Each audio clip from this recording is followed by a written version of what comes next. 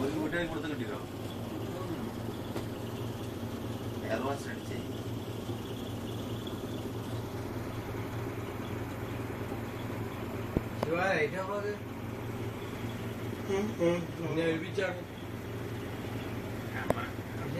camera പിടിക്കുക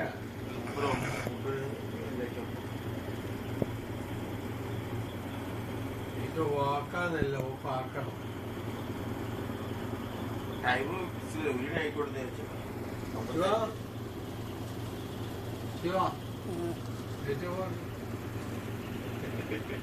camera പിടിച്ചിട്ട് നമുക്ക്